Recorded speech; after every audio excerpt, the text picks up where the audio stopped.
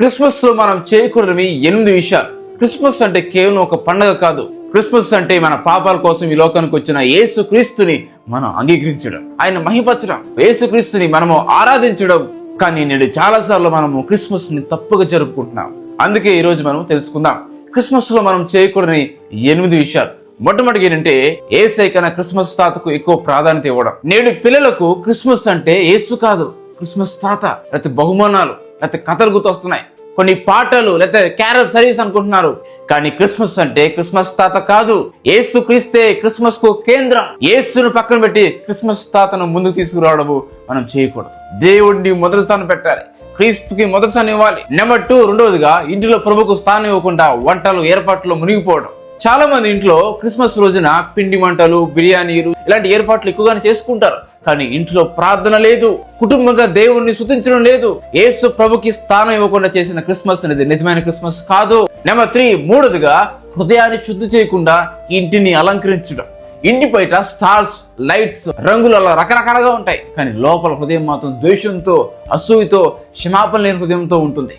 పాపంతో, కక్షతో, అసూయతో హృదయం అంతా కూడా మురికితో నిండిపోయి ఉంటుంది. హృదయం మారకపోతే అలంకరణకు విలువ లేదు. పాపం నుంచి బయట రావాలి, పరిశుద్ధిగా జీవించాలి. నెంబర్ 4, నాలుగవదిగా జీవితంలో క్రీస్తును ఆహ్వానించకుండా పశువుల పాక ఏర్పాటు చేయడం. ఇంట్లో పశువుల పాక పెట్టడం మంచిదే, కానీ నీ జీవితంలో, నీ కుటుంబంలో యేసయ్యకు స్థానం ఉందా? నీ హృదయంలో క్రీస్తును ఆహ్వానించకుండా బయట నువ్వు పశువుల పాక పెట్టడము వ్యర్థమే.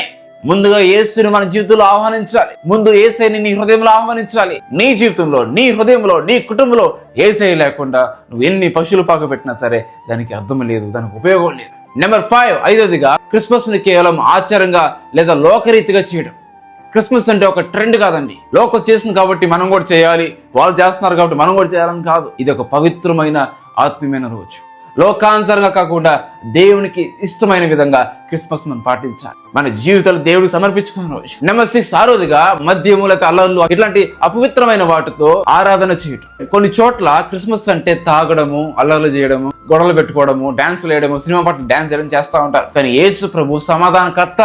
క్రిస్మస్ రోజున మద్యము గాని అపవిత్రమైన వాటిని తాగకూడదు, వాటికి చోటు ఇవ్వకూడదు, అలాంటి వాటికి డాన్సులు కూడా వేయకూడదు. నెంబర్ 7, ఏడవదిగా పాపంలో కొనసాగించడం. క్రిస్మస్ కదా అని చెప్పి పాపాన్ని లైట్ గా తీసుకోవద్దు. యేసు క్రీస్తు పుట్టింది మరలా మన పాపంలో కొనసాగమని కాదు, పాపం నుండి మనల్ని విడిపించడానికి ఆయన ఈ లోకానికి వచ్చాడు. పాపాన్ని ద్వేషించాలి. నెంబర్ 8, ఎనిమిదవది పేదలను, అలానే అవసరంలో వారికి మర్చిపోకుండా వాళ్ళకి సహాయం చేయడం. పేదవారిని మర్చిపోవద్దు, లేని వారిని మర్చిపోవద్దు, పేదలు మర్చిపోవద్దు. అలాంటి వారికి వెళ్ళి క్రీస్తు ప్రేమ చూపించండి, వాళ్ళకి ఆహారం పెట్టండి, వాళ్ళకి వస్త్రాలు ఇవ్వండి, వాళ్ళకి దేవుడు ప్రేమతో వాళ్ళని ప్రేమించండి.